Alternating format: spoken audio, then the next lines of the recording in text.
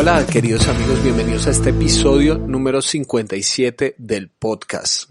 Hoy el título es ¿Ya recibieron la marca de la bestia?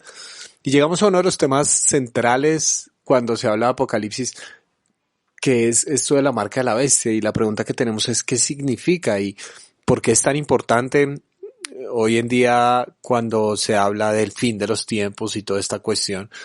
Obviamente sale a flote esto de la marca de la bestia. Ha habido pastores famosos que dicen que hay toda una teoría alrededor de esto del coronavirus para marcarnos y ponernos un chip en nuestras manos o en nuestra frente, porque esa es la marca de la bestia y como cristianos deberíamos negarnos a aceptarla, etcétera, etcétera. Pero la primera pregunta que tenemos que hacer es, ¿sí? ¿Sí es eso? Porque recordemos que el autor de Apocalipsis es una persona real, en un momento real, con problemas reales, con retos reales y que le está escribiendo a iglesias reales. Entonces, quizás cuando miramos lo que significa en primera instancia esto de la marca de la bestia y el momento histórico que estaban viviendo, probablemente podamos inferir un poco mejor qué puede significar para nosotros en el día de hoy. Así que, conectado con el capítulo anterior, que lo vimos hace unos días en el anterior episodio, se conecta este dragón, ¿no? Que surge desde el mar, y el mar, recuerda que es un alto simbolismo de la muerte.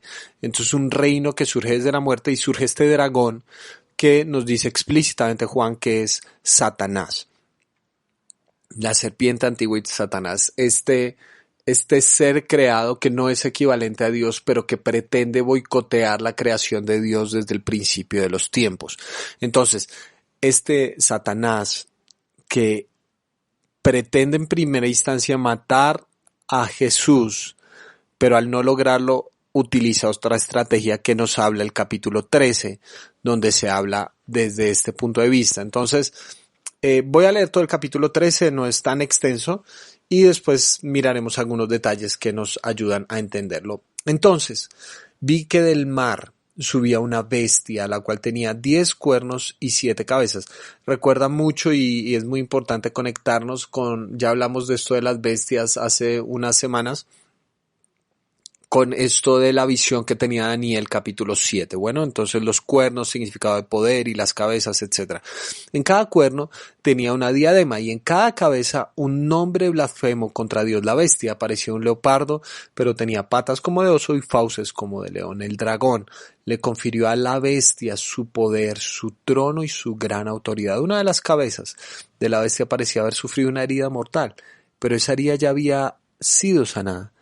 El mundo entero, fascinado, iba tras la bestia y adoraba al dragón porque había dado su autoridad a la bestia. También adoraban a la bestia y decían, ¿quién como la bestia? ¿Quién puede combatirla? A la bestia se le permitió hablar con arrogancia y proferir blasfemias contra Dios y se le confirió autoridad para actuar durante 42 meses. Abrió la boca para blasfemar contra Dios, para maldecir su nombre y su morada y a los que viven en el cielo. También se le permitió hacer la guerra a los santos y vencerlos, y se le dio autoridad sobre toda raza, pueblo, lengua y nación. A la bestia la adorarán todos los habitantes de la tierra, aquellos cuyos nombres no han sido escritos en el libro de la vida, el libro del Cordero que fue sacrificado desde la creación del mundo. El que tenga oídos, que oiga. El que deba ser llevado cautivo, a la cautividad irá, el que deba morir a espada, a filo de espada morirá. En esto consisten la perseverancia y la fidelidad de los santos. Después vi que de la tierra subía otra bestia. Tenía 2 cuernos como de cordero, pero hablaba como dragón. Ejercía toda la autoridad de la primera bestia en presencia de ella y hacía que la tierra y sus habitantes adoraran a la primera bestia cuya herida mortal había sido sanada. También hacía grandes señales milagrosas, incluso la de hacer caer fuego del cielo a la tierra a la vista de todos. Con estas señales que se le permitió hacer en presencia de la primera bestia, engañó a los habitantes de la tierra. Les ordenó que hicieran una imagen en honor a la bestia que, después de ser herida de espada, revivió. Se le permitió infundir vida a la imagen de la primera bestia para que hablara y mandara a matar a quienes no adoraran la imagen. Además, logró que a todos, grandes y pequeños, ricos y pobres, libres y esclavos, se les pusiera una marca en la mano derecha o en la frente, de modo que nadie pudiera comprar ni vender a menos que llevara la marca, que es el nombre de la bestia o el número de ese nombre. En esto consiste la sabiduría. El que tenga entendimiento calcule el número de la bestia, pues es número de un ser humano, 666. Bueno, muy bien. Entonces, este dragón, Satanás, le da poder a una bestia. Y es muy importante cuando conectamos con Daniel, nos damos cuenta que estas bestias y estas representaciones eran representaciones de los imperios. Y por ejemplo, es muy interesante que se hable de 7 cabezas y Roma era conocida como la ciudad de los 7 montes. Entonces hay un montón de cosas muy interesantes que nos hacen entender que precisamente esta bestia no simplemente se trata de un animal mitológico, sino que es una representación del imperio que dice Juan, y aquí esto es una crítica muy importante, está auspiciada por el mismo infierno. Este imperio romano está auspiciado por el mismo infierno. Entonces Nerón, cuando Nerón subió, empezó a perseguir cristianos y toda la cuestión, pero después de que Nerón murió, muchos pensaron que ya Roma iba a caer y tuvo una caída muy grande, pero posteriormente se levantó otro emperador que se llamaba Vespasiano, después de unos años de la muerte de Nerón. Y básicamente resucitó al Imperio Romano, resucitó el poderío del Imperio Romano. Muchos incluso decían que Vespasiano, como una representación de lo que él mismo había hecho con Roma, en algún momento dijeron que él fue herido, pero se sanó milagrosamente. Y todo esto lo utilizaban como una imagen para decir, es que los dioses están a favor de nosotros. Incluso posteriormente él mismo se hizo llamar Señor y Dios. Es decir, Vespasiano empezó a exigir autoridad para sí mismo, para generar todo en su honor. Y Vespasiano tuvo 2 hijos y uno de estos hijos era Domiciano, que posteriormente tomaría el lugar de su padre como emperador. Y toda esta propaganda romana, toda esta propaganda en honor a quienes eran ellos, era sumamente cargada de teología, porque en algún punto Vespasiano, para empezar a exigir adoración a sí mismo, construyó figuras a lo largo y ancho del Imperio Romano, imágenes de él mismo, donde exigía que la gente lo adorara, práctica que siguió su hijo Domiciano, que es donde probablemente, la época en la que más seguramente se escribe esto de Apocalipsis. ¿Y en qué consistía esa práctica? Resulta que ponían la imagen del emperador, del César, bien fuera Vespasiano o posteriormente Domiciano. La ponían a la entrada de la ciudad o a la entrada del agora, que el agora era el mercado donde la gente iba y compraba y traficaba elementos, pero también había filósofos hablando en el agora, es decir, en el epicentro de la vida cultural y social de cada ciudad estaba erigido la imagen del emperador. Entonces, para que una persona pudiera ir a comprar e involucrarse en el agora, tenía que adorar a esa imagen. Tenía que postrarse y decir, César es el Señor. César es Dios. Ahora, eso no era un gran problema para las culturas de esa época, porque muchas personas decían, bueno, es un Dios más, y ellos seguían adorando todas las otras imágenes. No había ningún inconveniente, simplemente compartían su adoración. Culturas politeístas decían, bueno, podemos adorar a Afrodita, pero pues ¿cuál es el problema si también adoramos a Vespasiano? Además que nos va a generar un beneficio que podemos comprar. Entonces, en algún punto ellos se dieron cuenta que tenían que regular esta situación y saber quiénes eran los que efectivamente habían adorado la imagen, así que decidieron poner marcas en las manos o en la frente de la persona, que mientras compraba uno visiblemente podía decir, esta persona se postró delante de la imagen del emperador, entonces podemos venderle y pueden comer. Eso no era un gran problema para las culturas griegas. Adorar a varios dioses, incluido incluso si el emperador creía que podía, pues bueno, es Dios y no hay ningún inconveniente y lo adoramos, mientras nosotros seguimos adorando a los otros. De hecho, Vespasiano no tenía tanto un problema de exclusividad, tenía un problema de ego, lo mismo que su hijo Domiciano. Él quería que lo adoraran, ya lo que la gente hiciera con su vida privada era lo de menos. Sin embargo, cuando nace este movimiento de cristianos, ellos dicen que la adoración verdadera es una adoración de exclusividad. Es decir, se empieza a levantar este movimiento y utilizan palabras que eran muy fuertes para los romanos, porque ya ellos dicen que no es que Vespasiano sea el Señor, no es que Domiciano sea el Señor, sino que Jesús es el Señor. O sea, lo están poniendo al mismo nivel del emperador. Este movimiento aparentemente no es simplemente una adoración privada, sino que tiene profundas implicaciones sociales, públicas, políticas, incluso económicas, porque cuando llegaban a esos lugares, todas las comitivas del Imperio Romano, veían que había un grupo de personas que tan pronto como pasaba la imagen del emperador, tan pronto como pasaban las grandes desfiles del emperador, todo el mundo se arrodillaba, excepto ellos, los cristianos. Y eso, para unos emperadores con tanto ego, como fueron los de Domiciano, los de Vespasiano, empezaron a perseguir a los cristianos.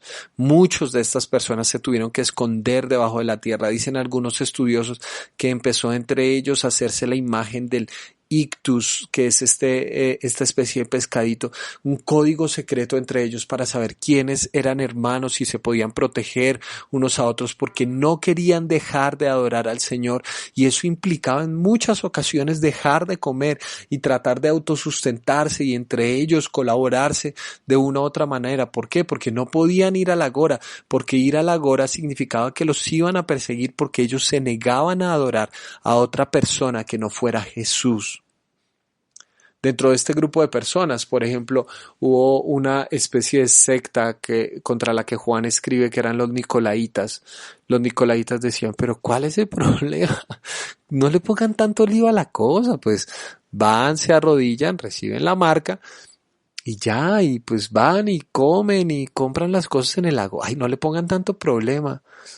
Pero precisamente lo que está diciendo Juan es que una adoración compartida no es adoración verdadera. Que si adoras a Jesús, esto es de todo o nada. No entiendo por qué a veces las personas, los seres humanos, somos como más rígidos con algunas cosas de nuestra vida que con la adoración al Señor. Si yo te dijera soy vegetariano no practicante, tú dirías como que boba, eso no tiene ningún sentido, porque o lo eres o no lo eres. Si yo te dijera que me gustan dos equipos de fútbol, el Barcelona y el Real Madrid, y le voy al que gane, tú me dirías eso no tiene sentido, es una cosa o la otra. Somos más estrictos con nuestra alimentación o con nuestros gustos deportivos que con la adoración a Jesús, porque muy fácilmente decimos, bueno, pero es que no es la gran cosa, sí, o sea, no importa, seguimos las leyes económicas normales y adoramos al Dios dinero y bueno, Jesús lo dejamos para otras áreas de la vida. Estos cristianos entendieron que la adoración verdadera es una cuestión de exclusividad. Por eso, la pregunta que levanta este texto es esa. ¿Ya recibieron la marca de la bestia? Ustedes, como seguidores de Jesús, ¿siguen adorando al emperador como si fuera cualquier cosa? Este es un pastor que toma muy en serio el tema de la adoración, y por adoración no se refiere obviamente solamente a cantar, se refiere a la vida, a una postura de vida frente a la existencia. Por eso es que dice que en esto consiste la perseverancia y la fidelidad de los santos, personas que están dispuestas a dar su vida por no postrarse delante de esta bestia que aparentemente hacía milagros, ¿no? Y esto de fuego del cielo es probablemente toda esta campaña militar de expansión extraordinaria que estaba yendo hasta los confines de la tierra, donde esta gente estaba utilizando armas de la más alta tecnología en esa época, y todo el mundo se postraba y adoraba frente a ese poderío tan extraordinario que tenía este imperio. Es muy interesante porque había una práctica que en esa época se llamaba la gematría, que era asignar un valor numérico a las letras.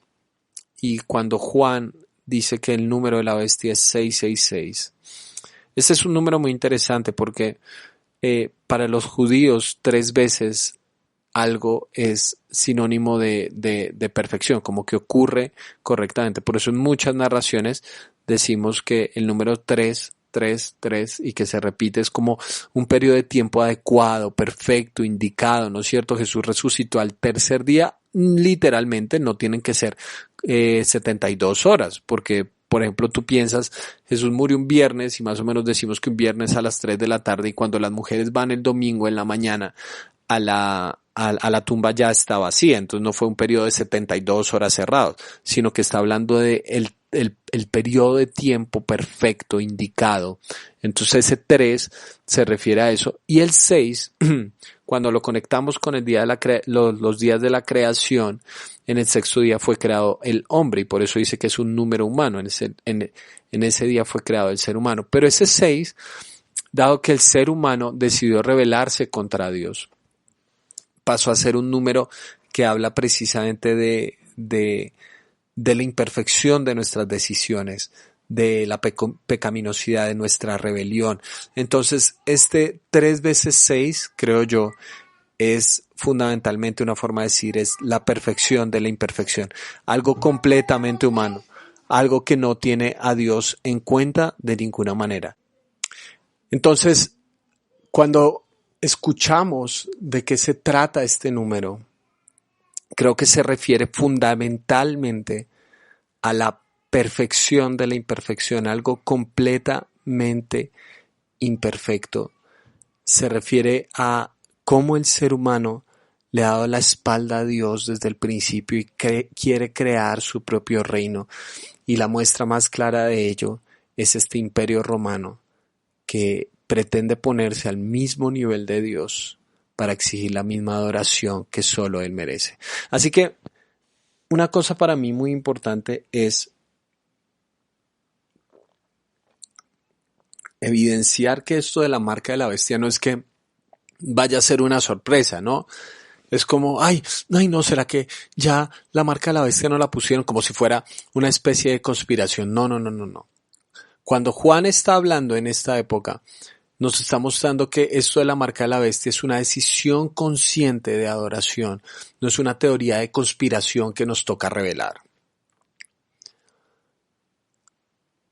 Por eso vuelvo a hacer la pregunta, ¿será que de todas formas a veces nos enfocamos en desarraigar todas esas teorías conspirativas, pero a veces nuestra adoración va en otros sentidos? Adoramos nuestro ego, adoramos los grandes edificios que construimos, los grandes imperios, y pensamos que se trata de un chip debajo de la piel y no una postura de vida. Porque si amamos a Dios, el amor implica exclusividad, no es un juego de compartir adoraciones. Creo que la invitación de este pasaje es a que llevemos nuestra fe hasta las máximas consecuencias. Porque el problema no es que eso vaya a ocurrir, el problema es que ocurrió en un momento específico y personas estuvieron dispuestas a dar su vida por ser fieles a Jesús. ¿Y qué de nosotros? A veces siento que ponemos esto simplemente como una situación futurista y no tomamos en cuenta que es una cuestión constante de nuestra vida, delante de quién doblamos nuestras rodillas. Que nuestro corazón, como dijo alguien, tiende a ser una fábrica de ídolos y debemos cuidarlo para que nuestra adoración sea solamente para el Señor. Porque Él también tiene una marca, el Cordero también tiene una marca, el Cordero también sella a los que le pertenecen. Y eso no significa una vida sin dolor, sin sufrimiento, eso no significa una vida de decisiones contrarias a las que este mundo nos ofrece. No significa eso. Significa que le pertenecemos a Él.